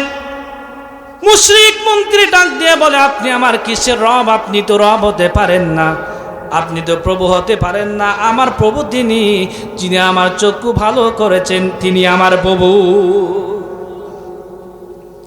বাদশা ডাক দিয়ে বলেন, এত সস্তায় ছেড়ে দেওয়া যাবে না, এরে ধরো, জেলখানায় বন্দি করে দাও, রিমান্ডে নাও। আমি বলতে চাই বন্ধু, সাথে থাকলে সঙ্গী, না থাকলেই জঙ্গি। জঙ্গি কথা বলেন ঠিক কিনা মুসলমান? আপনি যতদিন সঙ্গে থাকবেন ততদিন আপনি সঙ্গী। আজ থেকে আপনি বিরোধী দল হয়ে যান, আজ থেকে আপনার বিরুদ্ধে দমন পীড়ন আর আপনাকে জঙ্গিবাদের তোকমা দিয়া জেলখানার চার দেয়ালে বন্দি করে দিবে। কথা বলেন ঠিক কিনা মুসলমান? ডক্টর মিজানুর রহমান আজহারি আসতেছে 22 তারিখ। কে আসছে না? এক দলের তো মাথা খারাপ হয়ে গেছে। ডক্টর মিজানুর রহমান আজহারি বলছে এক দল খাইছে আর এক দল খাওয়ার জন্য রেডি হয়ে আছে। উনি কি কোনো দলের নাম মেনশন করছে? এই বাপজান বলেন, উনি কি কোনো দলের নাম মেনশন করছে? এই যুবকেরা কথা বলে করছে? উনি কোনো দলের নাম মেনশন করেন নাই। তাহলে আপনার মাথা খারাপ হয়ে গেল কেন? কারণ বোঝা গেল ডাল মে কুচ কালা হয়। কথা বলেন ঠিক কিনা? তুমি খাইছো ইতিপূর্বে, আগামী দিন খাওয়ার জন্য তুমি প্রস্তুতি নিয়েছো, এর জন্য তোমার গায়ে জ্বালা পোড়া তৈরি হয়েছে। কথা বলেন ঠিক কিনা মুসলমান? ডক্টর মিজানুর রহমান আজহারি একটি নাম, একটি ইতিহাস, একটি বাংলাদেশ, যার পিছনে বাংলার 18 কোটি তাওহীদি জনতা, যার পিছনে বাংলার 18 কোটি যুবকরা পাগলের মতো লেগে আছে, প্রস্তুত রয়েছে। মিজানুর রহমান আজহারির বিরুদ্ধে যদি একটা পাটকেল নিক্ষিপ্ত করো, তোমার বিরুদ্ধে অ্যাটম বোমা নিক্ষিপ্ত হবে। কথা বলেন ঠিক কিনা মুসলমান? প্রিয় ভাইরা আমার, খুব বেশি ইমানদার মন্ত্রীকে অ্যারেস্ট করা হলো, জেলখানায় বন্দি করে দেওয়া হলো, প্রচণ্ড মার দেওয়া হলো, শাস্তি দেওয়া হলো। আর ইমানদার মন্ত্রীকে বলা হলো, তুমি কার থেকে ইমানের শিক্ষা পেয়েছো বলো। শেষ পর্যন্ত রিমান্ড সহ্য করতে না পেরে ওই ইমানদার বালকের কথা বলে ফেলেছেন। এবার ডাকা হলো ইমানদার বালককে। ইমানদার বালককে প্রচণ্ড শাস্তি দেওয়া হলো, থেরাপি দেওয়া হলো, ডিম থেরাপি দেওয়া হলো, কষ্ট দেওয়া হলো, রিমান্ডে নেওয়া হলো। আর ইমানদার বালককে বলা হলো, ইমানদারে তুমি কার থেকে ইমানের শিক্ষা পেয়েছো বলো। ইমানদার যুবক আর বলতে চায় না। এত মার দেওয়া হলো, মারতে পারতে শেষ পর্যন্ত তার পঙ্গু করে ফেলা হলো। ওই ইমানদার যুবক তার কত রিমান্ড সহ্য করতে পারে, মার কত বেশি সহ্য করতে পারে, যেটা করে নাই সেটাও বলে ফেলে। কথা বলেন ঠিক কিনা? ওই ইমানদার যুবক শেষ পর্যন্ত বলে ফেলেছেন, আমি ইমানদার রাকিবের কাছে ইমান এনে মুসলমান হয়েছি। তাকে অ্যারেস্ট করা হলো, জেলখানায় বন্দি করে দেওয়া হলো। ইমানদার মন্ত্রীকে বলা হলো, মন্ত্রী মশাই তুমি ইমান ছাড়বা না, জীবন দিবা। ইমানদার মন্ত্রী ডাক দিয়ে বলেন, আমি যে রবের ওপর ইমান এনেছি, প্রয়োজনে ইমানের জন্য জীবন দিব। যদি আমার টুকরো টুকরো করা হয় ইমানের জন্য, আমি জীবন দিতে রাজি আছি। তোর মতো মুশরিকের কাছে মাথা নত করতে রাজি নাই। তাকে করাত দিয়ে চিরে চিরে 2 খণ্ড করে দেওয়া হলো। এবার তাকা হলো ইমানদার রাগিবকে বলা হলো ইমানদার রাগিব, ইমান দেবা না জীবন দেবা? ইমানদার রাগিব ডাক দিয়া বলেন, আমি যে রবের ওপর ইমান এনেছি প্রয়োজনে ইমানের জন্য জীবন দিব, যদি টুকরা টুকরা করা হয় তবু রাজি আছি, তবে মালিকের পথ থেকে এক পা আমি সরে যেতে পারি না। তাকেও করার দিয়ে চিরে চিরে দুই খণ্ড করে দেওয়া হলো। এবার ডাকা হলো ইমানদার ওই যুবককে, বলা হলো, যুবক রে তুমি ইমান ছাড়বা কিনা বলো? ওই যুবক ডাক দিয়া বলে, ইমানের জন্য জীবন দিব, তবু তোমাদের কাছে আমি মাথা নত করব না। ওই যুবককে ব্রাশ ফায়ার করা হয়, গুলিতে কাজ হয় না, ব্রাশ ফায়ার করা হয়, গুলিটা উঠতে আবার চলে আসে, করাত দিয়া চেরে চেরে দুই খণ্ড করার চেষ্টা করা হয়, করাতটা ভেঙে চুরে চুরমার হয়ে যায়। ছুরি দিয়ে আঘাত করা হয়, ছুরিটা ভেঙে চুরমার হয়ে যায়। ওই মন্ত্রী পড়ে গেল বেকায়দায়। পর্দার আড়ালে আমার যে সমস্ত মা বোনেরা আছেন, আপনাদের হাতে ধরে পায়ে ধরে বলি, মা গো মা, আপনার যদি 5টা সন্তান হয়, একটা সন্তানকে আপনি হাফেজ বানাবেন, একটা সন্তানকে মাদ্রাসার আলেম বানাবেন, একটা সন্তানকে ইমাম বানাবেন, মুয়াজ্জিন বানাবেন। আল্লাহকে আল্লাহর কসম, বৃদ্ধ হওয়ার পরে আপনার বৃদ্ধাশ্রমে যেতে হবে না। আজ আমরা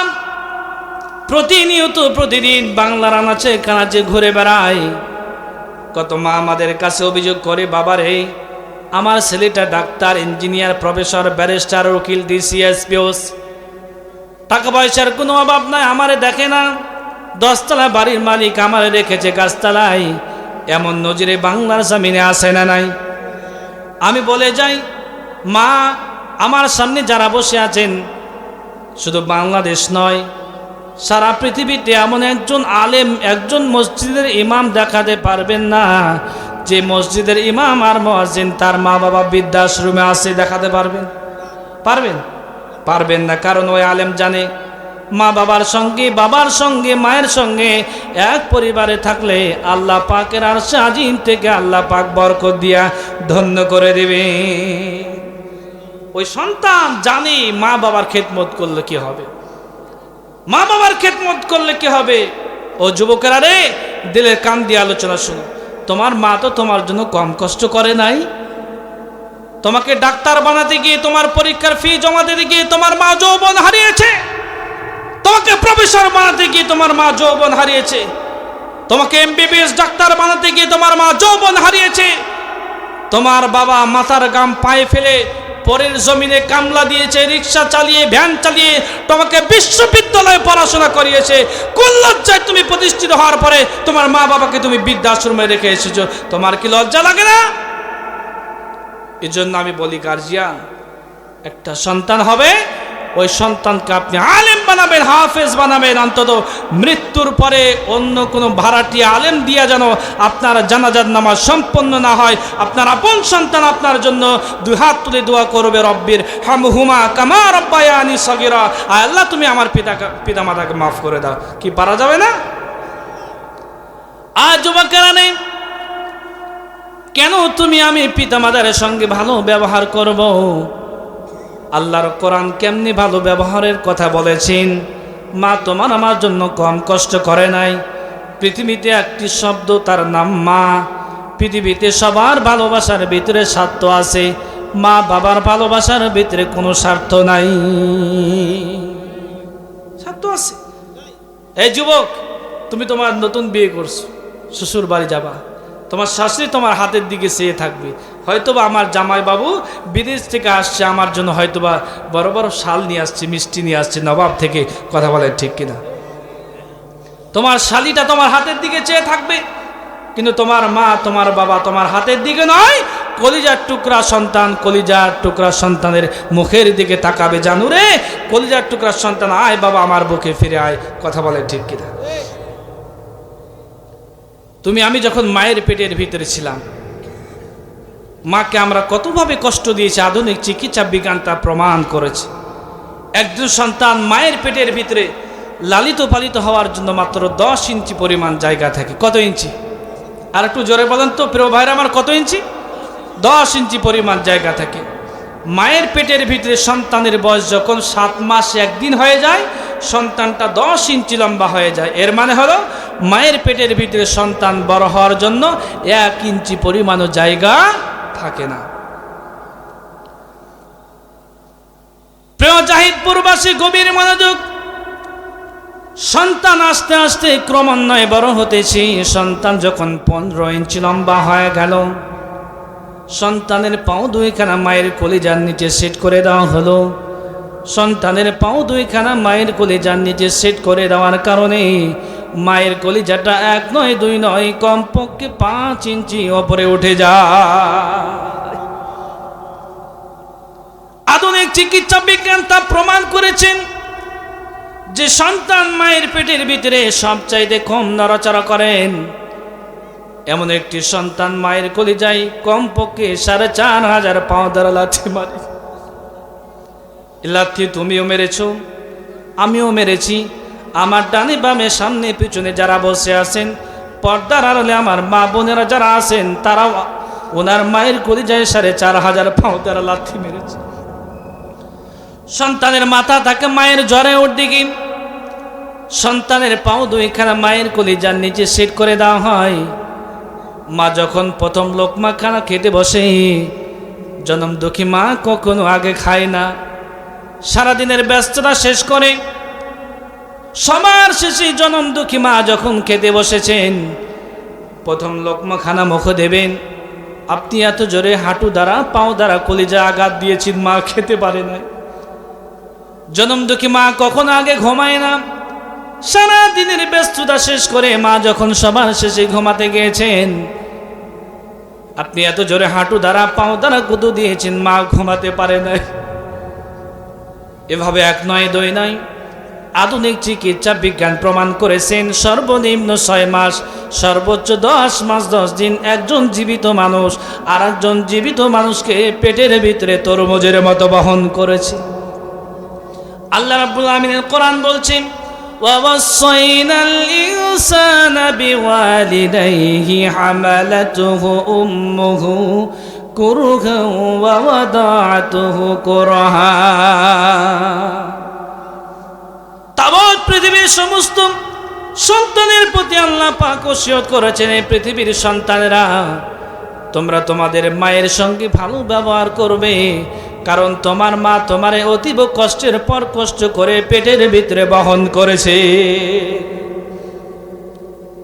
আমেরিকার চিকিৎসা বিজ্ঞানী যারা বাবার কলিজার মায়ের কলিজা ল্যাবের ভিতরে পরীক্ষা নিরীক্ষা করেছেন, 4500 লাথির একটি লাথিও কোনো সন্তান যদি বাবার কলিজায় মারত, বাবা সঙ্গে সঙ্গে জায়গায় মারা যেত। মা ডেলিভারির কষ্ট সহ্য করেছেন, শহীদের মতো রক্ত ঝরিয়েছেন, 2 থেকে 2.5 বছর পর্যন্ত তাজা দুগ্ধ পান করিয়ে তোমার আমার জীবন বাঁচিয়েছেন। তুমি আমি যখন ছোট্ট ছিলাম মা, তোমারে আমারে কত ভালোবাসি। আজ তুমি প্রতিষ্ঠিত হয়েছ, তুমি 10 তলা বাড়ির মালিক। গরুর গোয়ালে তুমি তোমার মাকে থাকতে দিয়েছো, এমন দেশে নজির আছে না নাই? আর একটু জোরে বলেন। এই জন্য আমি বলে যাই যুবকেরা, রে মা তোমার জন্য যদি ভালো দোয়া করে সেটাও কবুল হয়ে যায়, মা যদি তোমার জন্য বদদোয়া করে সেটাও কবুল হয়ে যায়। কারেন্টের গতিতে তোমার আমার বদদোয়া কবুল হয়ে যায়, জীবন পড়ে যাবে রে যুবক, জীবন শেষ হয়ে যাবে। এই জন্য আমি বলি, যদি 5টা সন্তান হয়, একটা সন্তানকে কোরআনের হাফেজ বানাবেন, কি পারবেন না?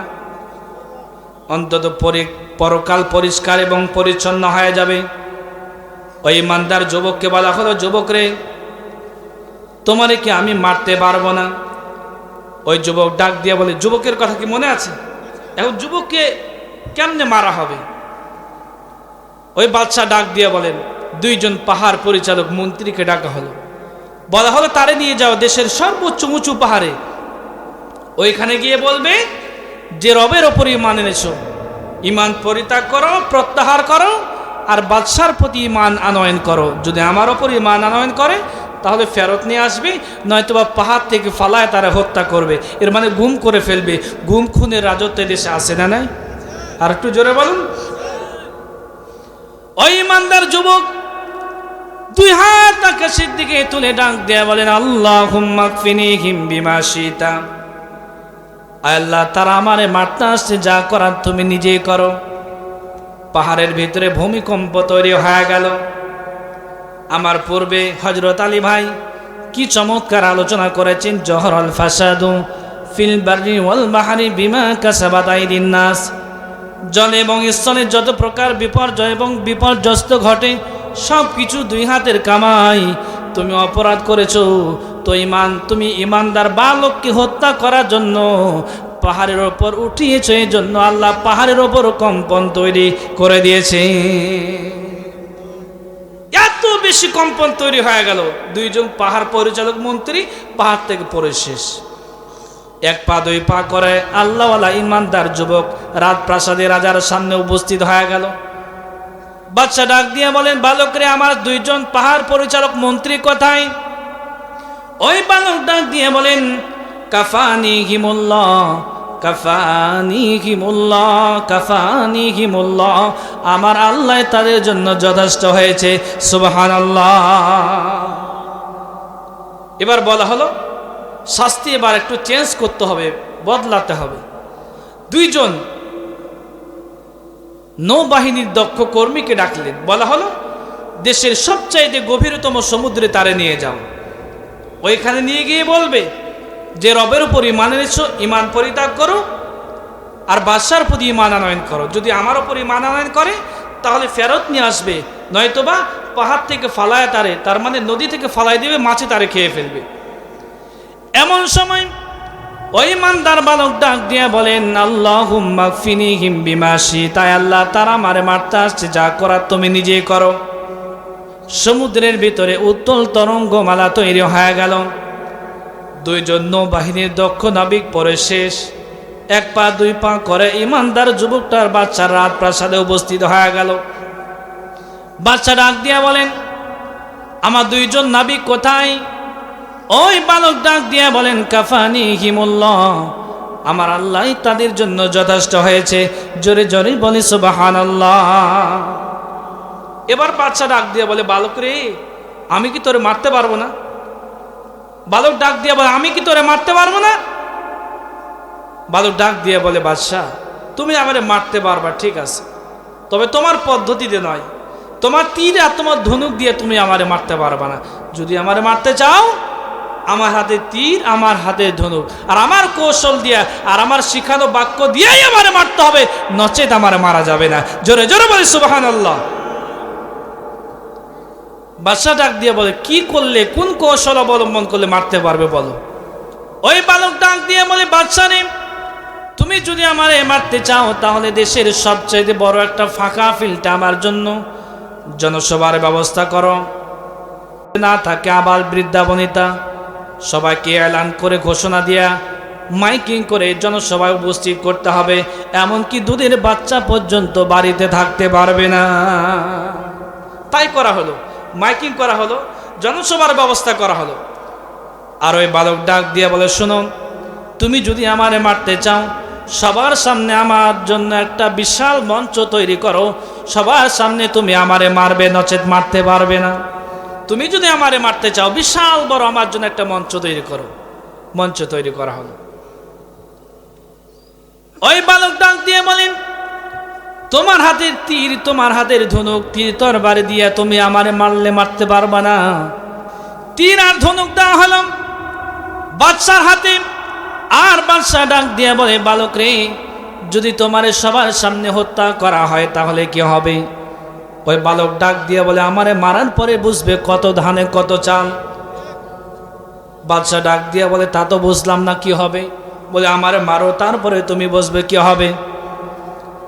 ওই বালক টান টান করে দুই হাত প্রসারিত করে আবু সাঈদ মুগ্ধের মতো দাঁড়িয়ে আছেন। এবার বাদশা তীর নিক্ষিপ্ত করবেন।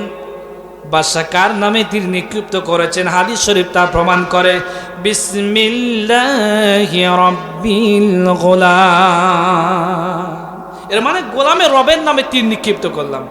আল্লাহর কসম, গোলামের রবের নামে, বালকের রবের নামে তীর নিক্ষিপ্ত করতে দেরি হয়েছে, ওই বালকটি মৃত্যুবরণ করতে দেরি হয় নাই। হাজার হাজার লক্ষ লক্ষ জনতা সঙ্গে সঙ্গে বলে ফেললেন আমান্না, সবাই বলেন আমান্না বিরাব্বিল গুলাম লা ইলাহা ইল্লাল্লাহ। সবাই মুসলমান হয়ে গেল। সুবহানাল্লাহ বলার দরকার নাই, আরো জোরে বলি সুবহানাল্লাহ। একজন বালককে মারার জন্য হাজার হাজার লক্ষ লক্ষ মানুষ, দেশের সব মানুষই মুসলমান হয়ে গেল। বাচ্চা নিজেই পড়ে গেল বেকায়দায়। এবার মন্ত্রী ডাক দিয়ে বলেন, বাদশারে যে বেকায়দা দেখলাম, এভাবে তো চলতে দেওয়া যায় না, নতুন কৌশল অবলম্বন করতে হবে। বাদশাহ বিশাল বড় গর্ত খনন করলেন এবং আগুন ধরায় দিলেন। একসঙ্গে আগুনের ভিতরে 40,000 নারী পুরুষ, যারা 1 মিনিট আগেও ছিল অমুসলিম, কালিমা পরে মুসলমান হয়েছেন, ঈমান আনার কারণে, ইসলামের জন্য, কোরআনের জন্য ঈমানের বলে বলিয়ান হয়ে 1 মিনিট আগে যারা ছিল মুশরিক, ওই মুশরিক মানুষগুলো ঈমানের জন্য জীবন দিতে রাজি হয়েছে, মুশরিক বাদশার কাছে মাথা নত করতে রাজি হয় নাই। 40,000 মানুষকে সূরা বুরুজের তাফসীরের ভিতরে আছে কুতিলা আসহাবুল উখদুদ আন-নারি যাতিল ওয়াকুদ, 40,000 মানুষকে অগ্নিকুণ্ডের ভিতরে নিক্ষিপ্ত করে দাও দাও দাও করে 40,000 মানুষ আগুনের ভিতরে জ্বলতেছে। আল্লাহ ইলাহা ইল্লাল্লাহু মুহাম্মাদুর রাসূলুল্লাহ বলে কালিমা পড়ে সবাই মুসলমান হয়ে যাচ্ছে। সুবহানাল্লাহ। সবার শেষে এসেছে একজন দুধের বাচ্চা। এই পৃথিবীর ময়দানে 3 জন দুধের বাচ্চা মায়ের কোল থেকে তারা কথা বলেছেন। আমি আর সেদিকে যেতে চাই না, আমার সময় একেবারে সংক্ষিপ্ত। সবার শেষে এসেছে দুধের বাচ্চা। ওই মা দুধের বাচ্চাকে নিয়ে ঝাঁপিয়ে পড়বেন। এমন সময় মনকে প্রশ্ন করলেন, মন রে, আমি না হয় অপরাধ করেছি, আমার দুধের বাচ্চা তো কোনো অপরাধ করে নাই, আমি আমার দুধের বাচ্চাকে নিয়ে আগুনের ভিতরে ঝাঁপিয়ে পড়ব। আল্লাহ রাব্বুল ইজ্জাত ওয়াল জালাল দুধের বাচ্চার মুখ থেকে জবান জারি করে দিলেন। ওই দুধের বাচ্চা ডাক দিয়ে বলেন, ইয়া উম্মাসবিরি ফাইন্নাকা আলাল হক। মা গো, চিন্তার কোনো কারণ নাই, তুমি আর আমি হকের উপর প্রতিষ্ঠিত রয়েছি, তুমি আমারে নিয়ে আগুনের ভিতরে ঝাঁপিয়ে পড়ো, তুমি আর আমি আগুনে পুড়ে ভস্ম হয়ে যাব, শেষ হয়ে যাব, আর তুমি আর আমি আল্লাহর জান্নাতে একসঙ্গে উড়ে বেড়াবো। প্রিয় ভাইয়ের আমার, ঈমানের জন্য সাহাবায়ে কেরাম সব কষ্ট করেছেন, ত্যাগ স্বীকার করেছেন, জান দিয়েছেন, মাল দিয়েছেন, অর্থ দিয়েছেন, কুরবানি করেছেন। কথা বলেন ঠিক কিনা?